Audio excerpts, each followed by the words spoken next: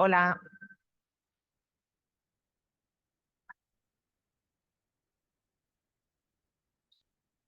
hola, ¿se oye? Vamos a ir comenzando. Buenos días.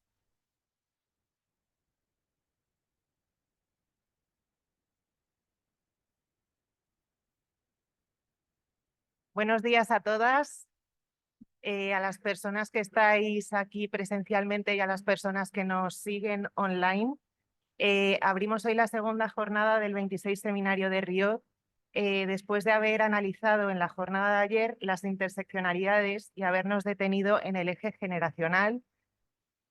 Hoy queríamos en esta mesa, y aprovechando que tenemos la suerte de contar con las dos panelistas de manera presencial, generar un espacio de intercambio y diálogo que profundice en la situación de la juventud desde diferentes perspectivas regionales, aportándonos Ernesto la perspectiva latinoamericana y Teresa la española.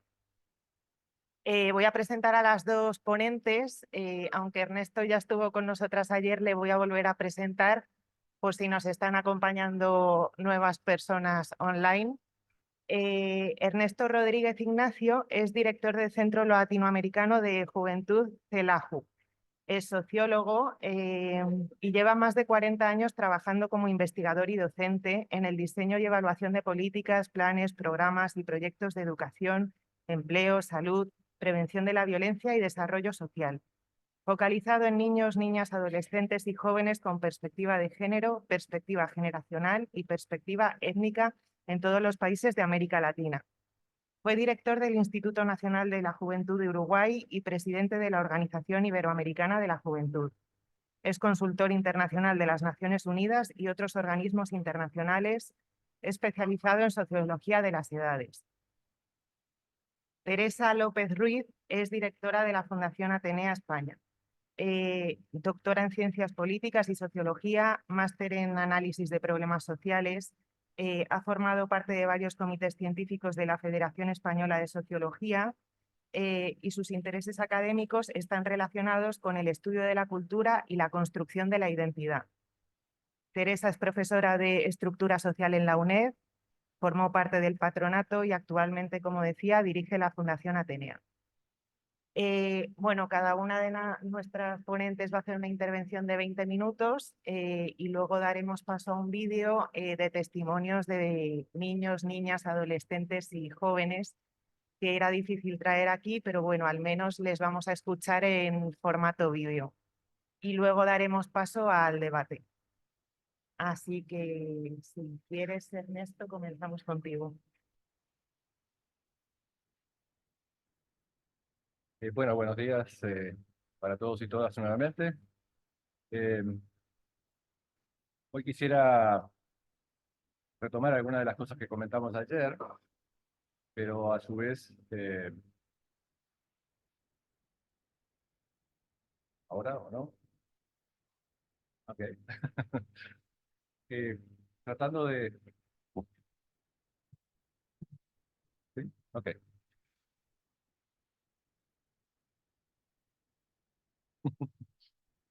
La idea es poder concentrarnos más en el tema de las juventudes, en plural, como comentamos ayer, por la gran diversidad de juventudes existentes en la realidad, y vincularlo también con un poco de los temas que también hablábamos ayer sobre políticas públicas.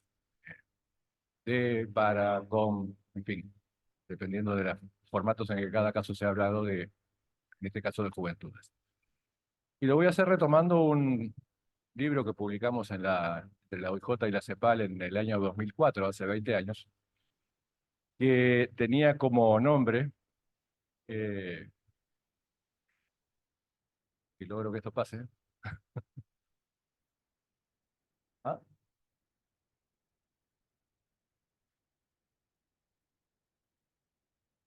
hmm, eso.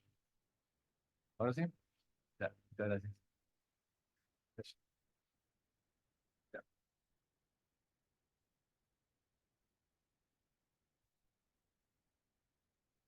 ¿no? Ahora, es un libro que tiene como nombre esto de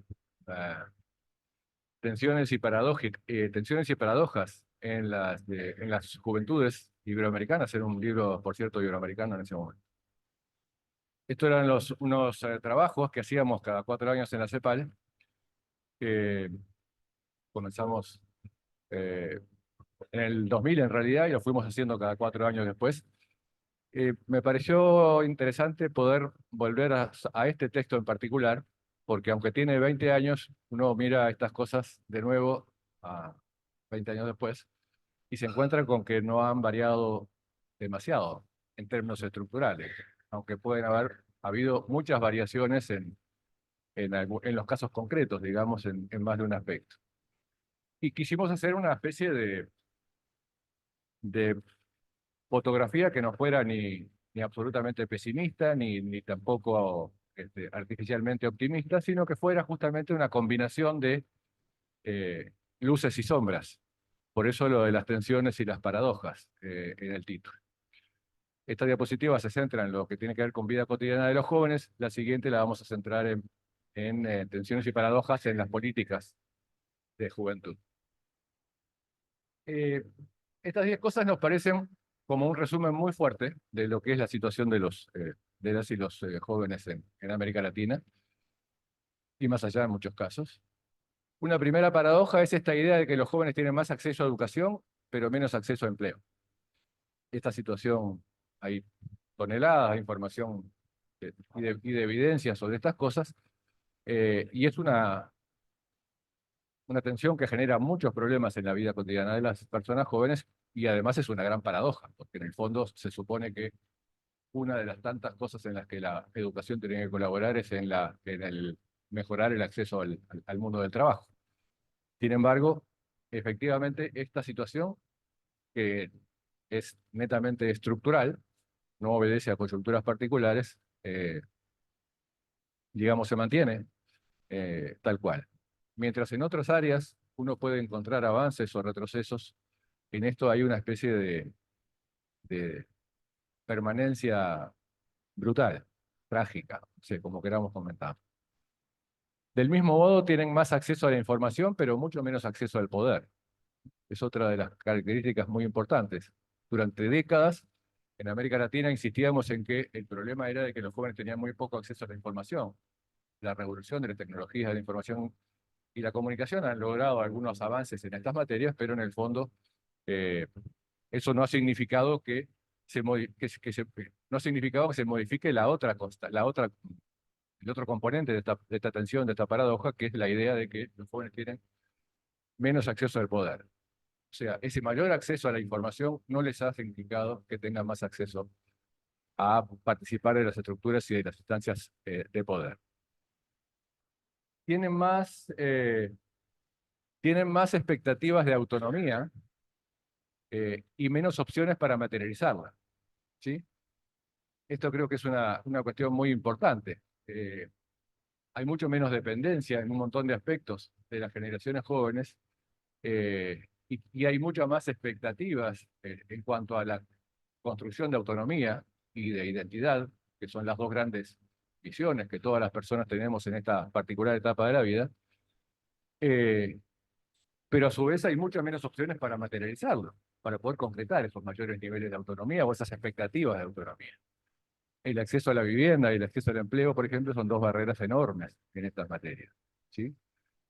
Están mucho mejor provistos de salud en muchos aspectos, pero siguen siendo mucho menos reconocidos en su morbimortalidad específica, ¿sí? En los sistemas de salud, en nuestros países, en todas partes, se sigue con la idea de que los jóvenes no se enferman, ¿sí? Y por tanto no tienen por qué ser objeto de la atención de los sistemas de salud, cuando todos sabemos que eso no es así. Pero en todo caso también aquí hay una gran contradicción. Son mucho más dúctiles y móviles en el territorio, básicamente, digamos. La actividad, espacial de las generaciones jóvenes actuales es muchísimo mayor que las anteriores, pero a su vez están mucho más afectados por trayectorias migratorias inciertas, complejas, devastadoras, en fin.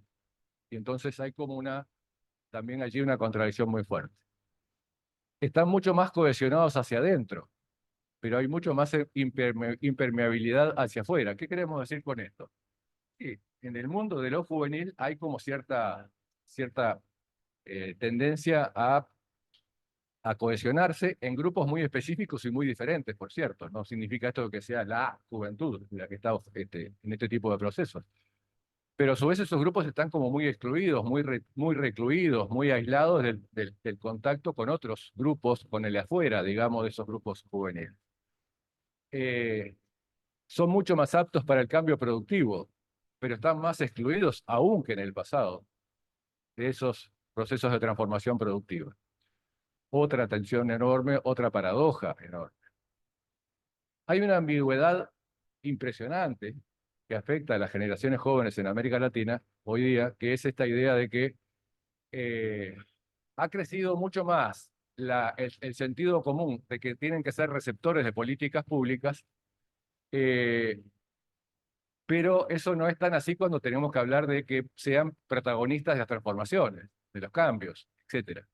Y entonces aquí lo que hay es una gran distancia entre el deber ser de las políticas públicas de juventud y la idea de que los jóvenes, digamos, no tienen espacios para la participación efectiva y por tanto en donde mejor se sienten a gusto y se expresan colectivamente es en las calles, no en las instituciones públicas.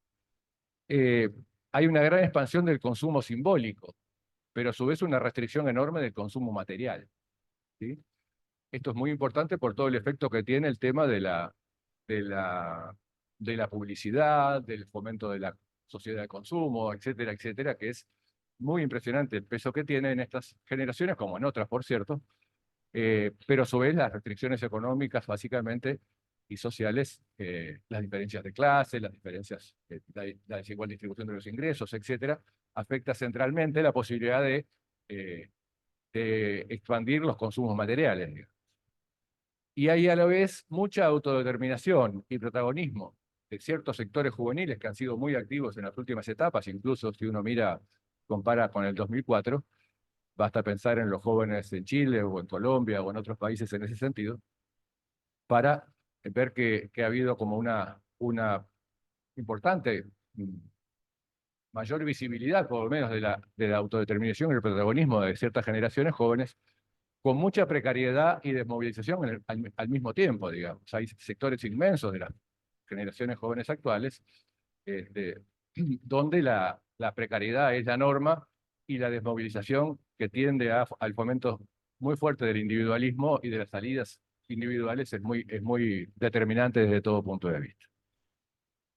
Por razones de tiempo lo voy a hacer muy rápido, pero sobre esto podríamos hablar toda la vida, digamos, con solo esta lámina, sin duda. Esto se podría expresar también en términos de lo que comentábamos en parte ayer y hoy podemos decirlo con un poco más de, digamos, concentración en el grupo específico de las juventudes. Hay también tensiones y paradojas en las políticas públicas en estas materias, ¿sí? Simultáneamente, como decíamos ayer, los jóvenes son considerados grupos de riesgo, sujetos de derecho, actores estratégicos del desarrollo, y esto está en permanente disputa según las correlaciones de fuerzas que existen en las sociedades y en los gobiernos en cada caso, etcétera, etcétera. Tenemos en casi todos nuestros países documentos integrales sobre políticas de juventud, el Plan Nacional de Juventud, la Política Nacional de Juventud, pero son documentos muy generales que contrastan con las políticas sectoriales, que aunque no tienen el nombre o el rótulo de juventud o de joven, efectivamente tienen un impacto muy fuerte, como decíamos ayer, las políticas educativas, las de salud, las de empleo, etc. Y entonces el punto aquí es cuáles son las prioridades, evidentemente. También ahí es un campo de disputa muy grande y siguen ganando sin duda las políticas sectoriales y no las miradas integrales en ese sentido. Está todo este tema de que se ha trabajado mucho con la idea de los espacios específicos para la juventud, las casas de la juventud, los clubes juveniles, los parlamentos jóvenes, los institutos de la juventud, las encuestas de juventud, etcétera, etcétera. Y a su vez hay digamos, una falta notoria de lo que hemos comentado ayer con más detalle, de esta idea de poder dotar de perspectiva generacional al conjunto de las políticas públicas, del modo en que se trabaja desde las perspectivas de género, por ejemplo. Entonces, hay un contraste muy grande entre las políticas públicas vinculadas con los jóvenes y con las mujeres, por ejemplo. Hay una incidencia y una articulación, digamos, hay un contrapunto muy grande también entre la incidencia y la articulación de políticas públicas versus la ejecución directa de pequeñas iniciativas. En general, los institutos de la juventud, los movimientos juveniles, en muchos casos más vinculados a las políticas públicas, se han dedicado a cubrir espacios muy concretos que las políticas sectoriales en general no cubren, ¿sí? Lo que más ha dominado en ese sentido es el fomento de la participación juvenil, una participación juvenil que trata de ser muy disciplinada, muy institucionalizada, digamos. Y entonces también allí hay una especie de contrapunto también muy grande. Un tema que conversamos poco ayer, pero que es muy importante. Todos nuestros países prácticamente tienen leyes de juventud, ley general de juventud, etc. Pero esas leyes no tienen carácter vinculante en casi ningún caso y por tanto no aplican en la realidad. Siguen primando las leyes sectoriales que sí impactan en las generaciones jóvenes. Y entonces allí también hay un problema muy serio. Por tanto, la paradoja aquí o la lección aprendida ¿ha sido pertinente el trabajar con las leyes de juventud? ¿O sería mucho más pertinente trabajar en analizar rigurosamente, sistemáticamente, permanentemente el impacto de cualquier ley en las generaciones jóvenes? Allí también hay un tema central desde todo punto de vista. El personal que se recluta en los institutos nacionales de juventud. Hay que trabajar solamente con líderes juveniles, hay que trabajar con técnicos especializados, es una combinación de ambas cosas, en qué medida, en qué formatos. Allí también hay muchas tensiones y paradojas de todo tipo. Hay también toda esta cosa de que, bueno, durante buena parte de las últimas décadas, digamos, primó mucho el enfoque de que los jóvenes son apáticos, que lo único que les interesa es el sexo, la droga y el rock and roll, por decirlo en términos cortos y clásicos.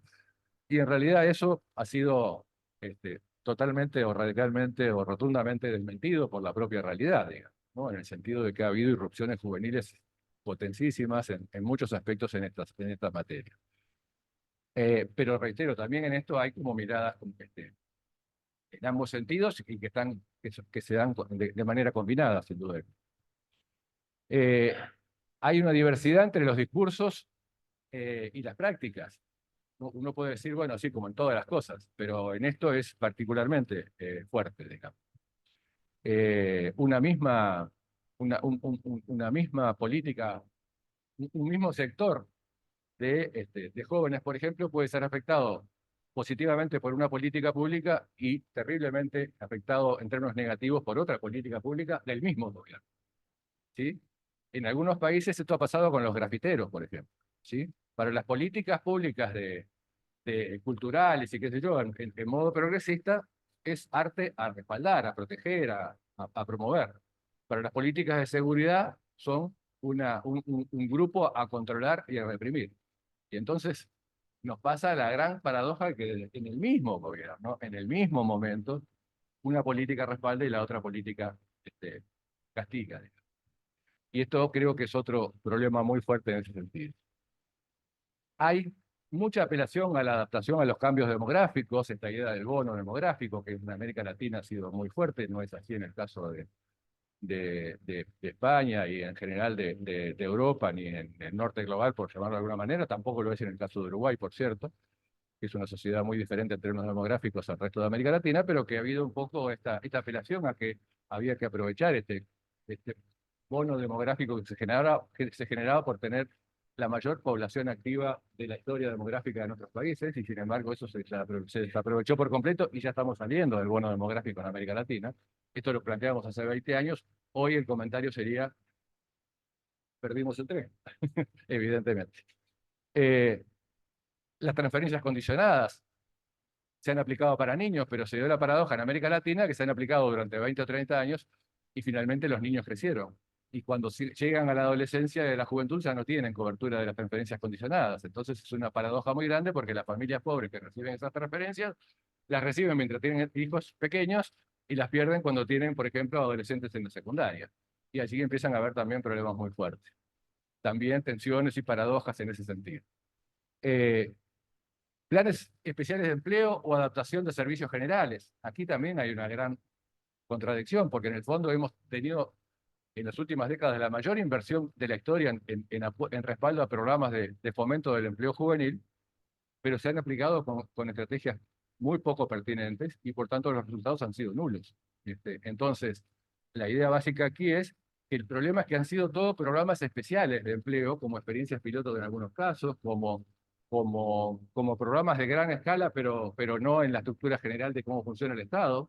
Y entonces, y han sido a término, han sido transitorios, y entonces, bueno, finalmente los servicios de empleo, todas las instituciones fuertes, las instituciones de capacitación, formación profesional, etcétera, no han sido impactadas para nada por estos programas, y entonces allí hay, se termina el programa, se termina el programa temporal, y se vuelven las dinámicas de siempre, etcétera, etcétera. Hay una promoción de estilos saludables de vida, por un lado, versus la atención de enfermedades. ¿Sí? También en el campo de salud hemos promovido el enfoque de la construcción de espacios específicos. En este caso le hemos llamado espacios amigables para adolescentes en los centros hospitalarios, por ejemplo. Que en muchos casos no ha pasado de ser que la sala de consulta de los especialistas ahora tiene algunos monitores y algunos música y qué sé yo, y no mucho más que eso, digamos, ¿no? Entonces, la idea es hasta dónde estas cosas, esto también es un conjunto de paradojas que son permanentes y que siguen allí, digamos, ¿no?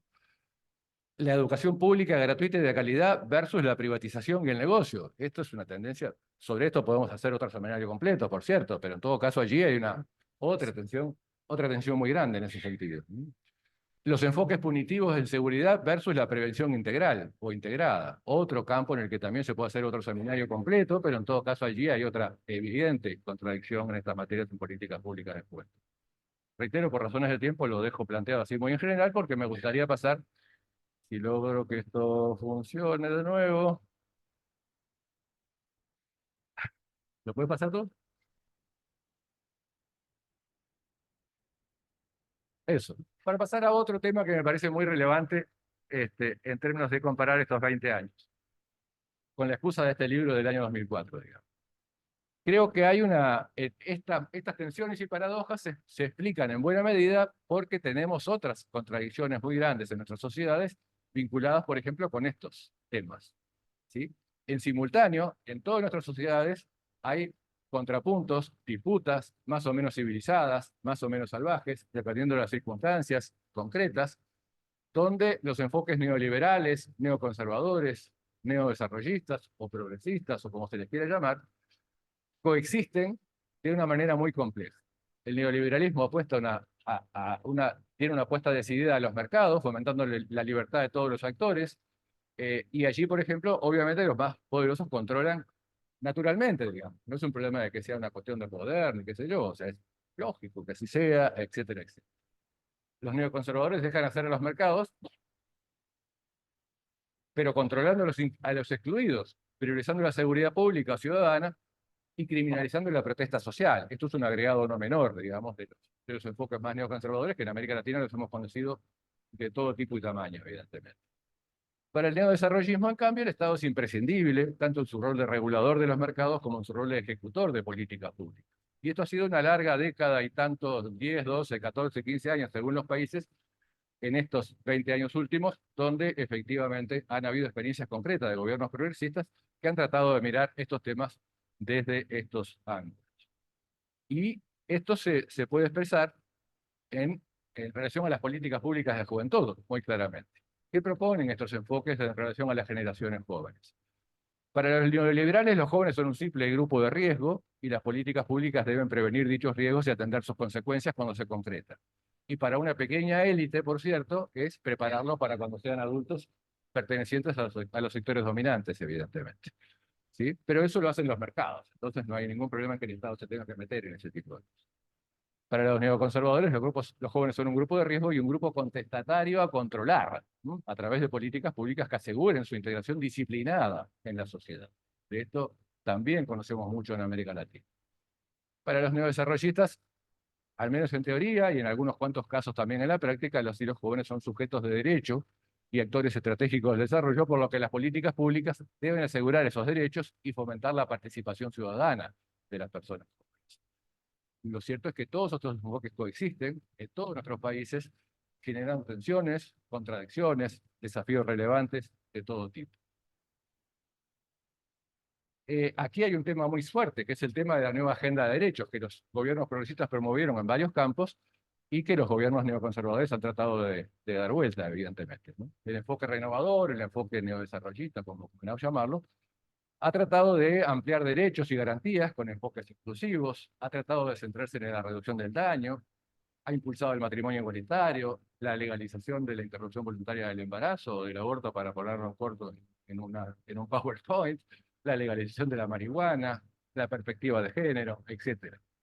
La reacción neoconservadora ha planteado que hay que restringir derechos con enfoques excluyentes, la lógica es el control y el castigo, hay que mantener y defender a ultranza el matrimonio heterosexual, hay que seguir penalizando el aborto, hay que perseguir a los drogadictos, hay que fomentar la idea de que lo que existe es ideología de género, no perspectiva de género. En fin, de esto tenemos también muchos ejemplos en América Latina. Pero esto, reitero, es el eje de los debates actuales en nuestras sociedades en muchos aspectos. Un ejemplo muy ilustrativo de alguien que les mencioné ayer, Agustín Laje, él, uno de los ideólogos del actual presidente argentino, pero además que va mucho más allá, o sea, que es un intelectual orgánico de las nuevas derechas en América Latina, las derechas estas ultraderechas, ¿sí? Instalado en España, por cierto, no me acuerdo de qué universidad, y de allí viajando a todas partes de América Latina, etcétera, etcétera, muy amigo de los principales dirigentes políticos del PP y de Vox, por cierto, en ese sentido, ¿no? Él dice en un libro que se publicó en el 2016, imaginemos, dice lo siguiente, ¿sí? Los viejos principios socialistas de la lucha de clases, materialismo dialéctico, revolución proletaria o violencia guerrillera, ahora fueron reemplazados por una rara ingesta intelectual promotora del indigenismo ecológico, el derecho humanismo selectivo, el garantismo jurídico y por sobre todas las cosas por aquello que se denomina como ideología de género, suerte de pornomarxismo de tinte transexual, impulsor del feminismo radical, el homosexualismo ideológico, la pedofilia como alternativa, el aborto como libre disposición del cuerpo y todo tipo de hábitos autodestructivos como forma de rebelión ante la tradición heterocapitalista de Occidente. ¿Sí? Es que está acá. O sea, podríamos hacer otro seminario para analizar esta frase, pero en todo caso es más que ilustrativa de lo que estamos hablando, digamos. Esto está pasando hoy día en América Latina. Esto está pasando. Y creo que por eso tenemos las situaciones que tenemos. ¿Cómo esto se ve en el campo de específicamente en el campo de la legalización de la marihuana, por ejemplo, ¿no? Esto lo que comentamos ayer de tratar de trabajar con evidencia. Bueno, ¿qué evidencia hay de que la legalización de la marihuana sirve, no sirve? En fin, ¿no? Hay allí todo un debate en América Latina hoy en día. ¿Es un problema de seguridad pública o de salud pública? Ese es el primer campo de disputa, digamos, ¿sí? Para los sectores conservadores es un tema exclusivo de seguridad pública. Para los sectores neodesarrollistas, progresistas, etcétera, es un tema de salud pública, ¿sí? ¿Aumenta o no el consumo entre jóvenes, entre adolescentes y jóvenes? El UNOIDC dice que no hay pruebas de que aumenten, de que disminuyan los consumos. Pero no dice, no hay pruebas de que aumenten. Sí, o sea, hay como un sesgo muy grande en la forma en que se presentan, a veces las mismas cifras, digamos, en estas materias, ¿sí? ¿Disminuye o no la violencia vinculada con la ilegalidad? Lo mismo, ¿no? El mismo informe de UNODC, si ustedes lo buscan, es muy claro en ese sentido. No hay evidencias que demuestren que esto es positivo, pero tampoco dicen, no hay evidencias de que esto resulte negativo. Y sin embargo, eso es todo lo que se dice desde UNODC. Claro, los casos son pocos, etcétera, etcétera. ¿Mejora o no la atención y el cuidado de consumidores? ¿Sí? ¿Disminuyen o no los costos de dicha atención? Son todas preguntas claves, evidentemente. Ana María conoce infinitamente mejor que yo el caso uruguayo, que es un caso bastante emblemático en estas materias, y yo diría que lo que tenemos hoy en día tenemos evidencias de algunas cosas que son importantes tener en cuenta en estas materias. Y por cierto, tener en cuenta de que la experiencia uruguaya ha sido central como referencia para todo el proceso de cambios de estos temas en Canadá, en Alemania, en fin, y ahora están asesorando también un equipo de uruguayos en Colombia y así sucesivamente. Por lo tanto, es un ejemplo que importa tener en cuenta en ese sentido. La legalización de la marihuana se planteó en términos de la regulación, perdón, como se denomina efectivamente, es un tema de salud pública. Por tanto, hay que mirarlos desde ese ángulo. No hay evidencias que demuestren que aumentan los consumos. No las hay. No las hay. Entonces, ese era uno de los principales trucos que había, ¿no? Esto va a generar una universalización del consumo entre adolescentes y jóvenes. Ese cuco, como muchos otros, murió por su propio peso. ¿Sí? ¿Disminuye o no la violencia vinculada con la ilegalidad? Sí. Contundentemente, sí. ¿Sí? La legalización, la regulación de la marihuana plantea que los consumidores se ubican en un registro, y voy terminando con esto, disculpen, digamos, con su huella digital simplemente, sus datos son absolutamente anónimos, va a una farmacia cualquiera, así como va a comprar una aspirina, y se retira su cuota de marihuana legal. Como hay controles sanitarios muy estrictos, la marihuana es infinitamente de mejor calidad, la marihuana legal. La ilegal sigue existiendo, evidentemente. ¿Sí? Pero el punto es que, según las evaluaciones que se han ido haciendo, este marco regulatorio le ha quitado alrededor de la mitad del mercado a la marihuana ilegal. Uno puede decir entonces, le quitó la mitad del mercado. ¿El vaso es el medio vaso vacío o es el medio vaso lleno? Bueno, quienes impulsan estas cosas dicen, efectivamente, esto es un proceso que va a seguir en esa línea si en paralelo se controlan por las vías represivas correspondientes a las drogas ilegales. Y sin duda mejora, hay evidencias notorias, contundentes, de que mejora la atención y el cuidado de los consumidores. Los consumidores ahora no tienen por qué ir a sitios extraños, a atenderse, a lugares privados, donde tienen que pagar muchísimo, sino que van al servicio de salud pública, ¿sí? Y allí los atienden como cualquier otro consumo de tabaco, de alcohol o de lo que sea en ese sentido.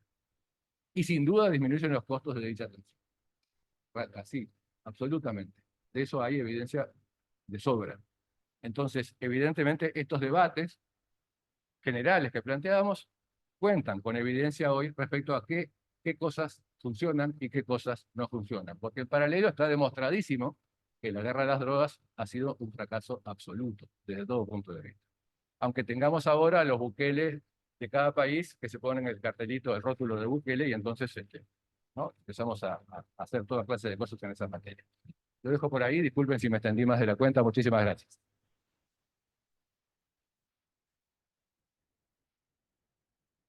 Muchas gracias, Ernesto. Voy a dar paso directamente a Teresa López Ruiz para que luego tengamos un tiempito de debate. Cuando quieras, Teresa.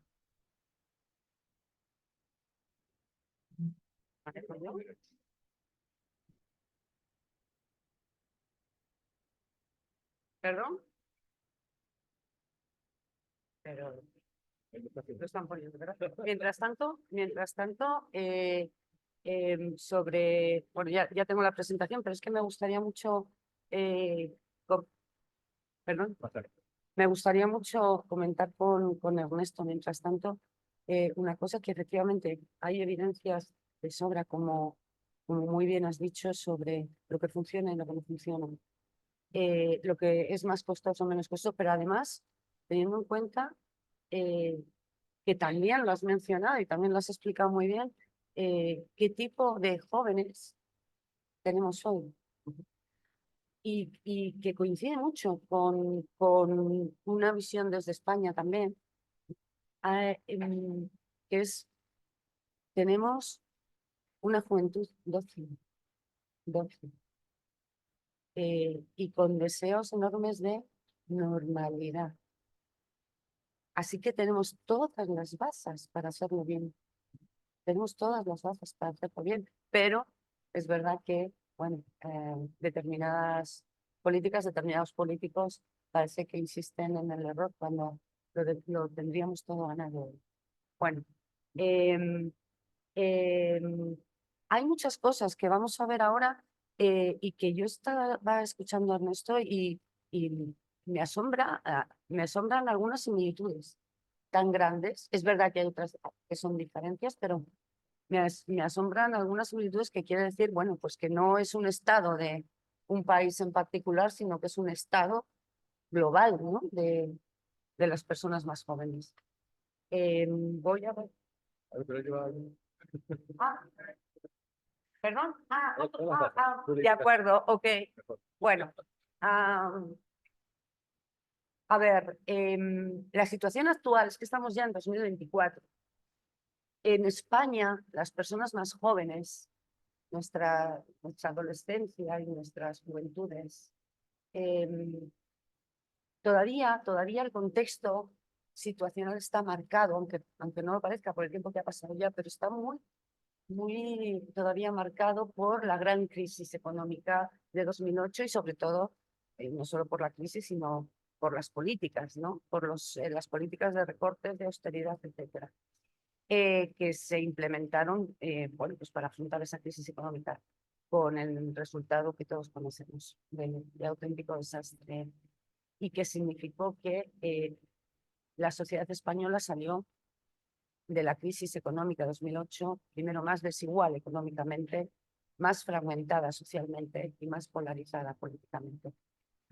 Y se agudizaron dos aspectos de la realidad en España que ya venían de antes y que lo que hizo la crisis es ponerlas más en evidencia y exacerbarlas. Y es que la sociedad española está partida en dos en dos aspectos importantes y que tienen que ver con las personas más jóvenes. En primer lugar, se llama este modelo de bienestar fragmentado porque existe una fragmentación social, especialmente en el mercado de trabajo, que está segmentado en dos, en un mercado primario y un mercado secundario, con en las condiciones, de un lado, las condiciones de trabajo estables, de buenos puestos de trabajo, de mejores salarios, de más facilidad para hacer efectivos los derechos. Y otro mercado precario, inestable, mal pagado y con muy pocos derechos. Para ser efectivos, los derechos se supone que son para todas las personas españolas, ¿no? Residentes en España, pero son más en un mercado o en otro es mucho más difícil de conseguir hacerlos efectivos. Bien, así que estamos situados en una división entre dos formas de trabajo y de vida, pero también estamos divididos intergeneracionalmente. Esto se puso de manifiesto después de la crisis, muy especialmente a partir del movimiento 15M y todas las formas de pensamiento derivadas, ¿no? o que anunciaban el 15M.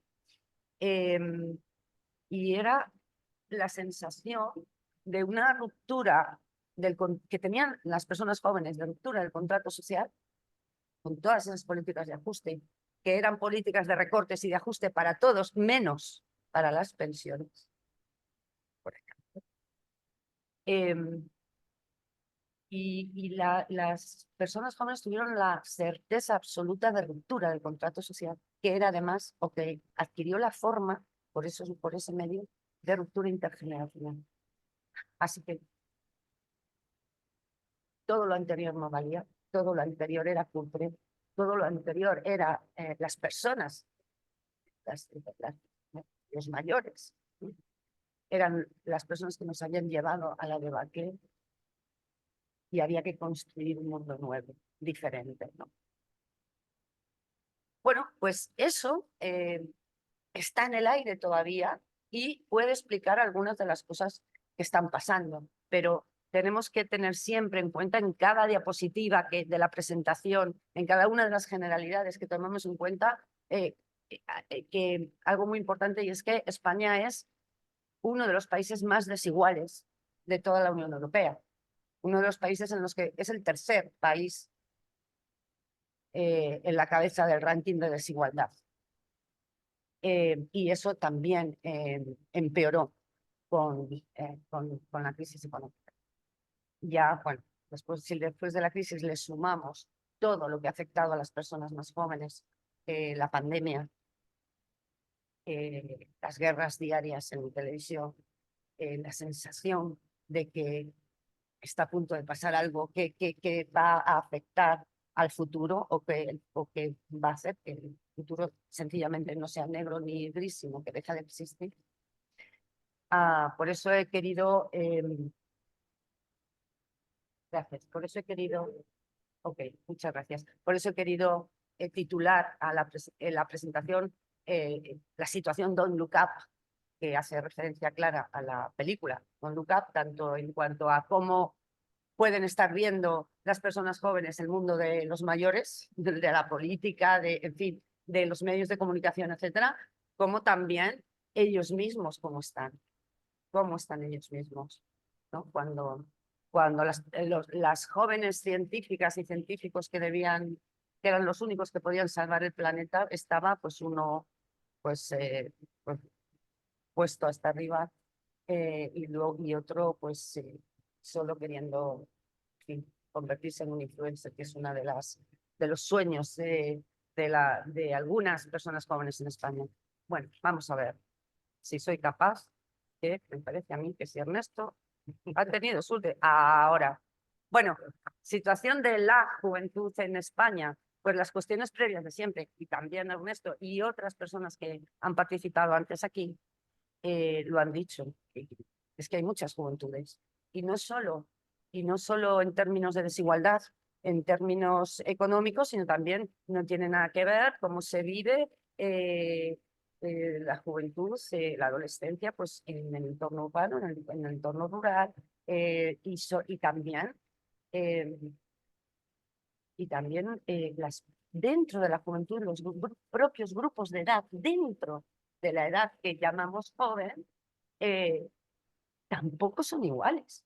Es decir, no son, no tienen, porque no han vivido igual todo esto, todo este proceso que acabamos de explicar, de esa ruptura intergeneracional y todo lo posterior, cada uno lo ha vivido en sus años según estaba más cerca o no de la crisis económica, y también en los grupos de edad dentro de la juventud son diferentes. Si además añadimos todos los aspectos todos los factores que debemos tener en cuenta cuando hablamos de interseccionalidad, pues imaginaos, ¿no? Cuántas diferencias y cuántas desigualdades y cuántas juventudes, ¿no? Que tienen que ver con cómo vive la persona esa época de la vida, con las vivencias, tiene que ver con las oportunidades vitales y tiene, por tanto, que ver con el mapa del mundo de cada persona joven, que es también diferente. Bueno, vamos a empezar por las buenas noticias. Lo que quiero es dar un repaso muy general, muy por encima de la situación en España, pero después en concreto con el tema de las adicciones y el consumo, ¿vale? Vamos a ver en general las buenas noticias. Yo le comenté a mis 3 hijas ayer, le comenté a mis hijas que venía a hablar de la situación de la juventud en España y me han dado un diagnóstico por WhatsApp, me han mandado su diagnóstico por WhatsApp.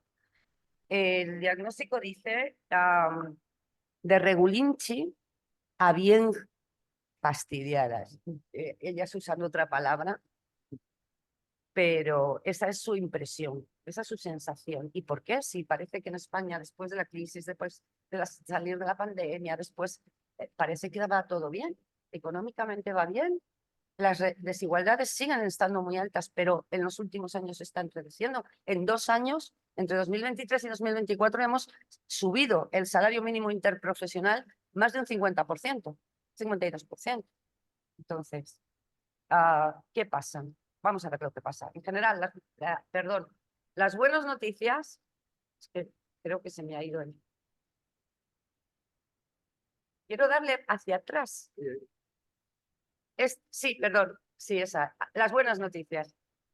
Es la juventud, tú también lo has dicho para Latinoamérica, es la juventud mejor formada de toda la historia de España. De hecho, tenemos más titulados universitarios en España que en otros países europeos, que la media europea. También va a ser la juventud más rica de toda la historia. Primero porque sus propios mayores han tenido más oportunidades, hay mayores transferencias de padres a hijos, también van a heredar el mayor patrimonio de toda la historia. ¿Por qué se va solo esto? Bueno, el mayor patrimonio heredado de toda la historia, tendrán que esperar un poco, pero porque además, como nosotros ya llevamos muchas décadas bajando las tasas de fecundidad desde el baby boom que terminó a primeros de los 60, hay menos a repartir. Así que tienen más que nunca y son menos hijos e hijas a repartir ese patrimonio. Bueno, además, como decimos, está subiendo el salario mínimo interprofesional, se está haciendo un esfuerzo desde el gobierno para mejorar todas las posibilidades de conciliación, etcétera. Parece que las cosas van bien, ¿no? Pero es que tenemos otras noticias menos buenas. Hablamos de desigualdades. El 66% de las personas de entre 25 y 29 años y una cuarta parte de quienes tienen entre 30 y 34 viven con sus padres. Viven con sus padres porque no se pueden emancipar. Es verdad que la etapa de estudios se alarga porque tenemos más personas en las universidades y entre quienes trabajan, el empleo, tener un trabajo no es suficiente para poder emanciparse. No es suficiente. En España tenemos todavía un 13% de personas, de trabajadores y trabajadoras pobres, que incluso trabajando a jornada completa están por debajo del umbral de la pobreza. También es verdad que ahí también influye la cultura en España, que todavía es muy familista. Y esa cultura permite estrategias de convivencia polinucleares, que los hijos y las hijas ya emparejados, sigan viviendo con los padres como una fórmula de convivencia que en España es posible por la cultura familiar. Quizá en otros países europeos esto se vería más raro porque hay muchas necesidades de las que se hace cargo el Estado. En España es la familia la que está obligada a prestar a determinado tipo de prestaciones sociales para los miembros entre sí de cada persona de la familia. Esto no lo vemos bien. No lo vemos bien porque estamos inmersos en esa cultura. Hay que salir fuera o ver datos de otros países para ver cómo asumimos las familias. Esto es una forma de privatización, ¿eh? Es una forma de privatización de la asistencia, en este caso, de los miembros de nuestras familias y a los cuidados, y de los cuidados también. Bueno, quedaros con esa cifra, el 66% de las personas de hasta 29 años no pueden irse de casa. Esto es un gráfico demasiado complicado, que se ve el porcentaje de personas paradas por grupos de edad. Es decir, que están buscando empleo y no lo encuentran. en la parte más baja, los grupos de 16 a 19 años y de 60 a 64. Pero en general, veis que al inicio, en 2006, al inicio, el punto de partida de cada generación, de cada grupo de edad, es muy diferente y se van acercando al final, en 2023, el año pasado, se van acercando.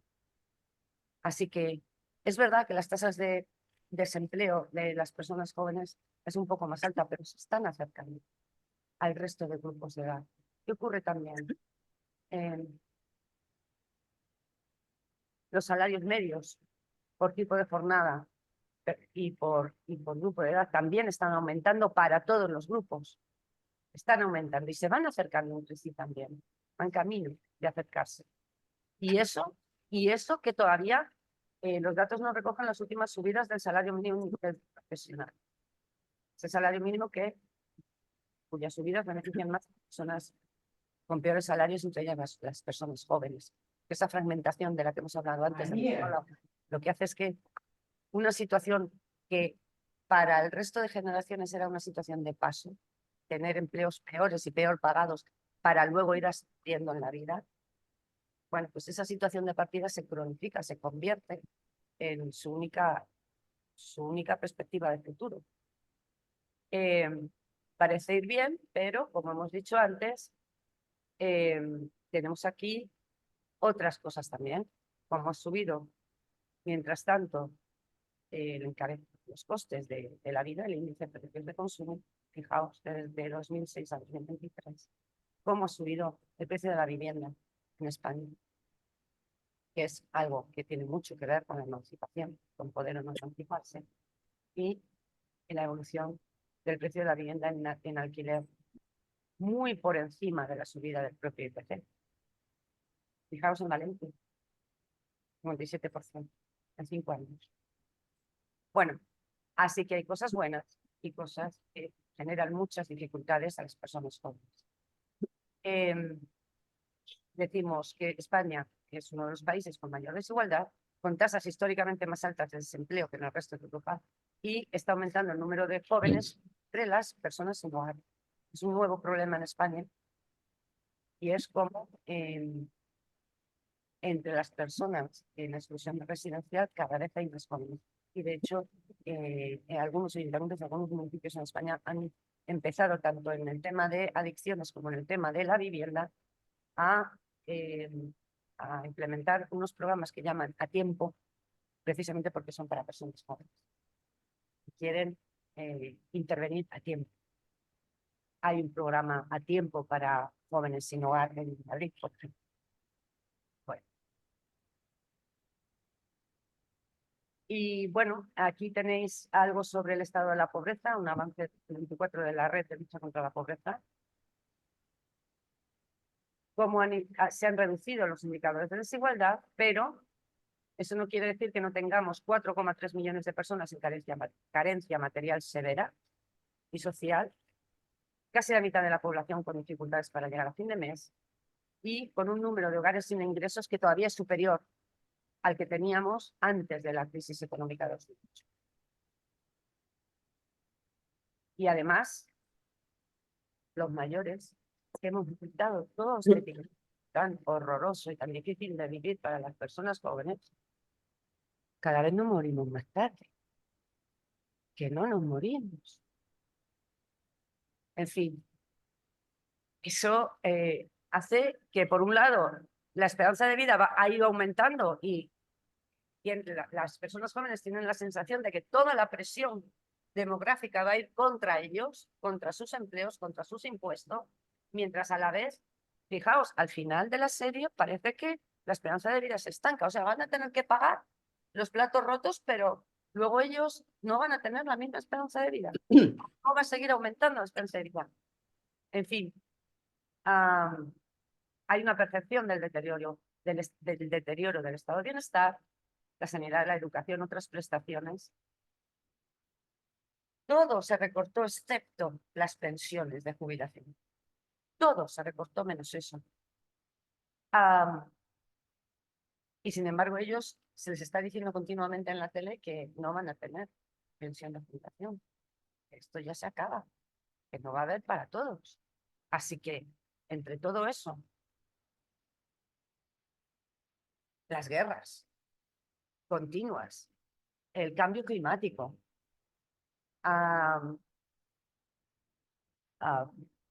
¿qué contexto es? Pues muy descorazonador. ¿En qué contexto viven las personas jóvenes en España? Pues en contextos frustrantes y descorazonadores. Primero, porque estudian, pero después el modelo productivo no acoge. Segundo, el desempleo, pero también los tipos de empleo por ese modelo productivo. Hay problemas de sobrecualificación. Han estudiado y luego tienen que estar quien lo encuentra tiene que aceptar un empleo que no tiene nada que ver con aquello para lo que se han preparado. Hay una frustración muy grande de aspiraciones y expectativas. La juventud española está frustrada. Da igual qué tipo de juventud sea. Confusa. Sin un rumbo hacia un futuro que cada vez se lo pintan más negro y más como que igual incluso no llegamos ninguno al futuro. Crisis económicas, desigualdad, fragmentación social, polarización política. Un mundo contradictorio, lo decía también, en esto también coincidimos con lo que nos ha contado Ernesto, con las infinitas posibilidades teóricas para la juventud, para las juventudes, pero una ausencia de oportunidades reales, una ausencia de modelos, de centro, de herramientas para construir esas posibilidades, para hacer efectivas esas posibilidades. Y además, en un mundo cada vez más acelerado, más y más y más acelerado. Pero una aceleración como que en los que se les está llevando como si fuera una noria, un parque de atracciones en el cual se les está llevando en un carricoche. Ellos no hacen nada, solo pueden dejarse llevar en un mundo aceleradísimo que no sabemos si van a acabar estrellándoles dentro de ese carricoche o no. Bueno. Así que un mundo frustrante, descorazonador, contradictorio, confuso y con una sensación de, después de todas las crisis, la pandemia, etcétera, como de en España, como una calma chicha que estuviese como preparando algo. No se sabe muy bien qué, ¿no? Y las personas jóvenes tienen esa sensación de, oye, de don't look up, es decir, mirar arriba. Es que no veis lo que está pasando, no nos pensáis ayudar. No nos pensáis ayudar, no pensáis hacer nada, porque aquí nadie está haciendo nada. Pues esa es la sensación que se tiene, ¿no? Que se cierne una gran catástrofe que no sabemos muy bien cómo va a cristalizar o en qué se va a sustentar. Y la sensación de que todo eso no parece importarle a nadie. Que el esfuerzo que hagan en la vida es en vano, ya se lo hemos demostrado. Que el futuro no existe, en caso de que existiera, no va a ser nunca el mundo como lo hemos conocido antes. Y soledad. Frustración, confusión y soledad para ese nuevo mundo, porque no hay nadie que pueda guiarles en ese nuevo mundo, no hay nadie que pueda acompañarles. Y una ruptura, por tanto, identitaria muy fuerte que perdura desde esa ruptura del contrato social que cristalizó en el 15M de una manera intergeneracional. Ay, me he pasado demasiado. Bueno, algunas consecuencias de todas esas sensaciones. La anedonia, la incapacidad real de disfrutar. Y por tanto una búsqueda de estímulos. Tenemos que tener en cuenta que estamos hablando de generalidades y en general el consumidor dentro de las personas jóvenes. El consumidor tipo es varón de 17 años con ingresos dentro de su familia medios, viviendo en una familia de ingresos medios. Buscando estímulos en fin de semana, fundamentalmente, en tiempo de ocio. La indefensión aprendida,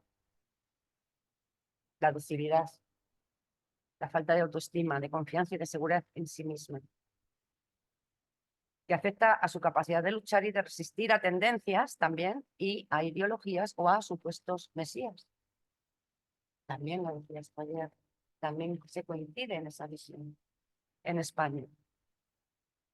Algunas personas jóvenes se refugian en la tecnología, introversión y aislamiento, riesgo de desarrollo de conductas agresivas o peligrosas y una necesidad de que todo sea normal. También el consumo. También se consume más lo que está normalizado en la sociedad, lo que las personas del entorno consumen, lo que las personas más mayores consumen también.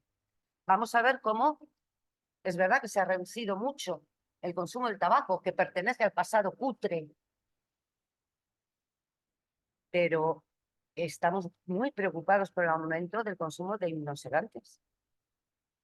Los tienen en casa. Se los recetan a mamá y a papá todos los días en el médico. Perdón. Esa necesidad de normalización y a pesar de que algunas de esas personas se refugian en la tecnología, por otro lado, también la necesidad del acontecimiento y de que sea un acontecimiento compartido, pero compartido entre ellos. Frente a esto, algunas de estas cosas son de la juventud de toda la vida, todas las generaciones. Pues, pasado, ¿no? Quizá una época de juventud, pero fijaos cómo hay algunas cosas que no lo son muy diferentes y otras se exacerban. Hay una mayor necesidad de convertir hechos cotidianos y habituales en acontecimientos, sobre todo a través de las redes sociales. Como creamos un acontecimiento de cualquier cosa cotidiana. Y todo en mayor o menor grado, cristalizando en modos diferentes en función del género, del grupo de edad, de la posición socioeconómica, incluso también, y también se ha dicho aquí, y también se ve en España, de la condición de ser una persona migrante.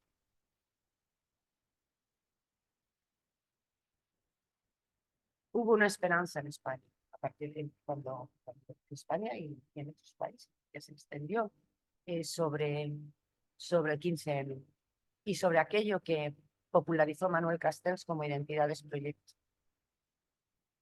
Si hubiéramos leído más a otros autores, quizá no nos habríamos generado unas expectativas tan altas y tan poco realistas, ¿no? Hay un autor que me gusta mucho, que es Bolívar Echeverría, que en 2011 Bolivia, el Estado Plurinacional de Bolivia, publicó una antología de algunas de sus obras sobre su teoría de los 4ET, que son 4 formas de adaptarse o de vivir el capitalismo.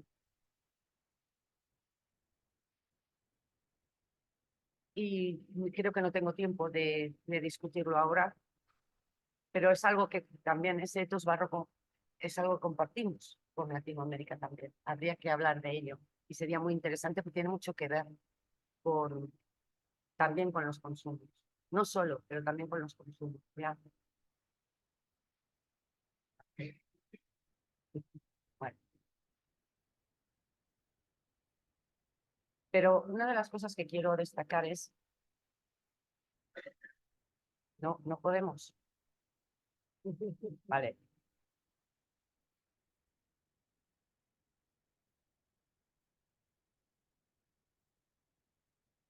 En España ahora mismo estamos muy preocupados también por las adicciones sin sustancia, las comportamentales. Ya no podemos más. Bueno, que aquí ahora iba a empezar con los cambios en cuanto a consumos.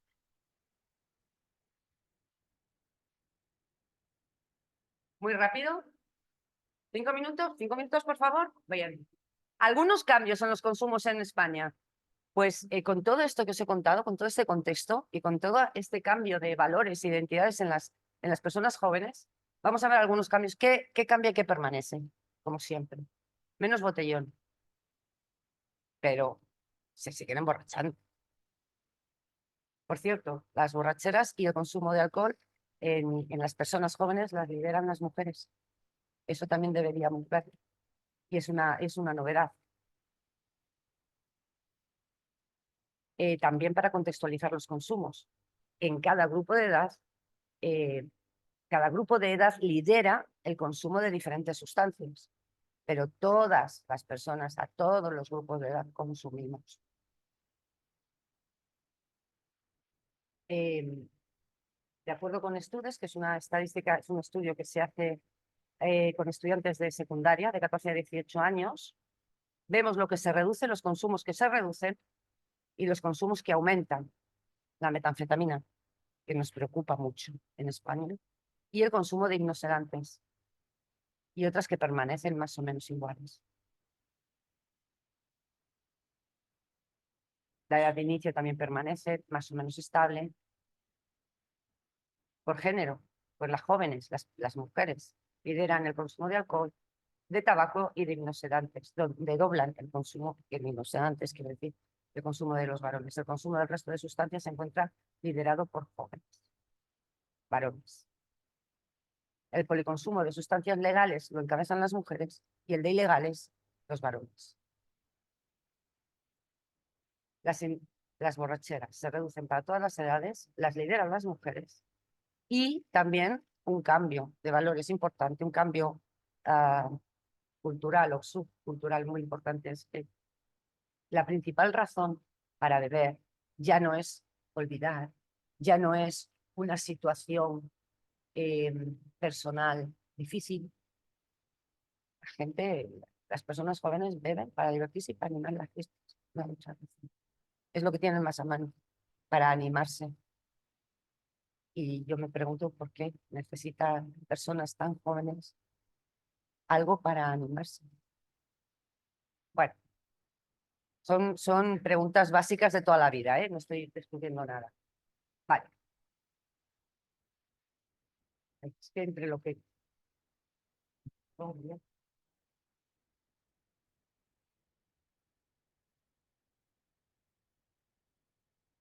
También que el consumo va por barrios en España. Hay muchas curiosidades, ¿no? Se fuma menos tabaco y se bebe menos alcohol en el este de España, en toda la costa del Mediterráneo. Se consume bastante más cannabis en el norte que en el resto de España.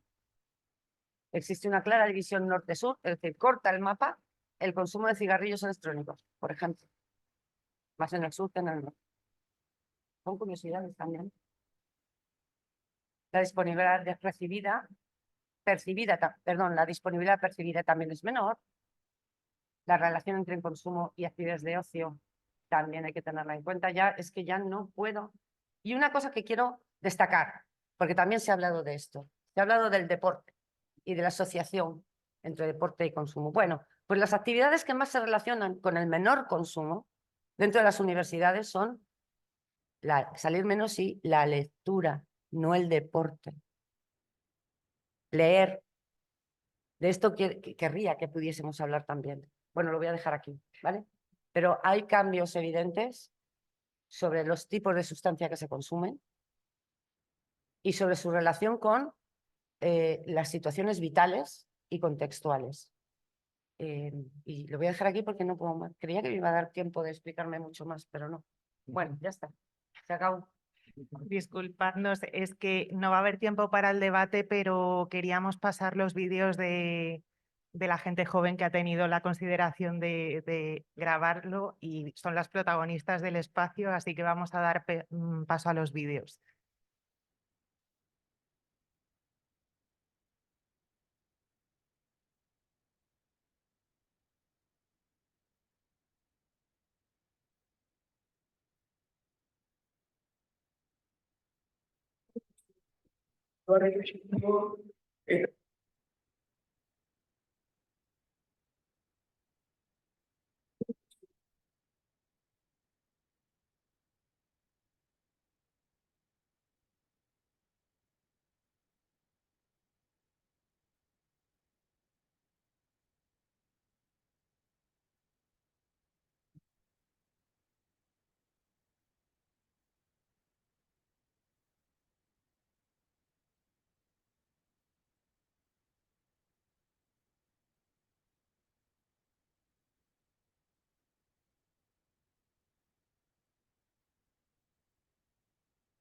Ahora también es que, o sea, ando muy, o sea, ando muy mal para leer y para escribir y eso sí. Eso es algo a lo que ando muy mal. A mí, Tengo una amiga que está consumiendo drogas, pero ha sufrido, me ha contado su historia. La verdad es que me duele mucho de todo ese tema que he vivido y te das cuenta de que cuando una persona hace ese tipo de cosas porque algo malo sufrió y porque trata de tapar ese dolor que no pueden taparlo con nada. Bueno, los más problemas que han habido durante estos tiempos son las redes sociales en el tema, porque yo estoy pasando también por una situación parecida, pues me acosan por las redes sociales, obviamente estoy enfrentando ese problema. no sé, yo ahora en Chile está complicado porque a cierta hora ya no podemos salir por tema porque vivimos cerca de muchas bocas a la vuelta y hacen enfrentamientos entre ellos. Entonces ya no podemos salir. Hacía un tiempo atrás, sí, pero empezaron con problemas de drogas y todo eso. También se llenó mucho de gente que iba a la calle con temas de drogas y todo eso. Ya no podemos salir. Bueno,